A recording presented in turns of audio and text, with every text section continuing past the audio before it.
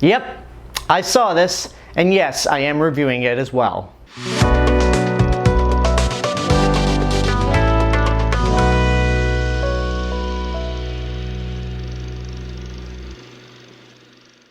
Hey everyone, it's Alexander Robinson. Welcome to the channel, and this is my review for Taylor Swift The ERAS Tour, which is basically a film version of one of her ERAS Tour concerts, more specifically one of her Los Angeles shows. So I am not a fan of Taylor Swift. That doesn't mean I dislike her in any way, I just don't really listen to her music. I'm not very in tune with the music industry. And when it comes to Taylor Swift, throughout the years, I always just imagined her as the woman who just keeps making songs after breakups. And that's pretty much it. That was my entire knowledge of Taylor Swift. But that was about 10 years ago. And in hindsight, that's a very petty and outdated way of thinking about her. So why in the world would I actually see this?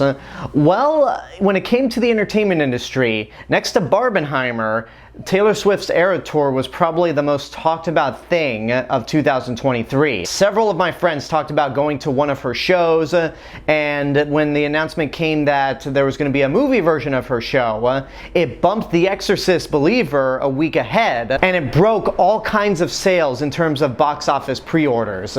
So I felt like there's no escaping this. I might as well check it out for myself and just see exactly what the appeal of Taylor Swift is. And after seeing this movie, I can't say that I'm a Swiftie in the aftermath, but I now have a much larger understanding and appreciation for Taylor Swift, because this entire show runs for about 2 hours, 40 something minutes. It's nearly 3 hours, this concert movie. I have no idea if the actual show is the same length or if this movie is just a trimmed down version, but it did allow me to really admire Taylor Swift, because throughout a lot of this concert, she's constantly changing outfits.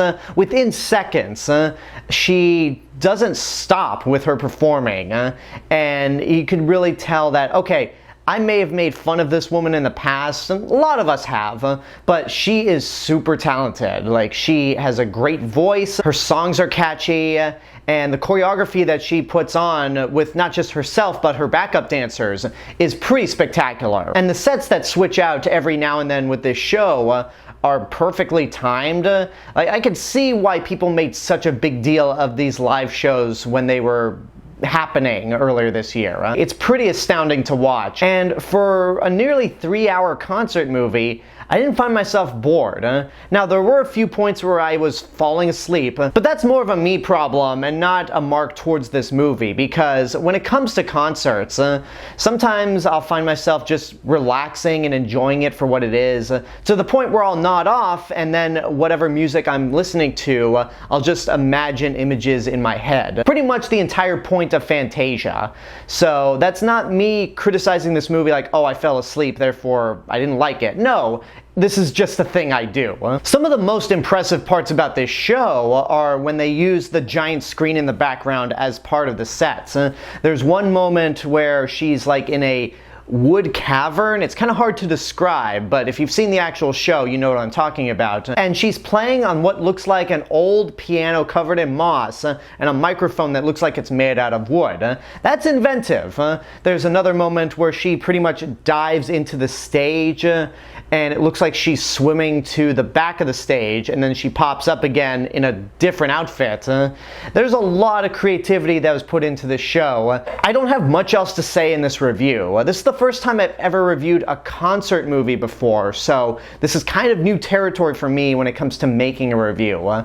But I'll wrap things up by giving it 2 ratings, because I can only speak for myself as somebody who's not a fan of Taylor Swift, and this being the first major introduction to her music. So if you're in that same boat as me, I'd say this is good but not great. You will really admire Taylor Swift as an artist after watching this, if you're one of the few people that just didn't pay attention to her, or if you made fun of a lot of her habits from 10 years ago. But if you are a Swiftie, this is easily a movie that you need to get off your ass and go see it right now. Even if you've already seen one of her live shows this year, this is worth seeing as a Swiftie because I imagine there are some songs that she plays here that she didn't play at any of her other concerts.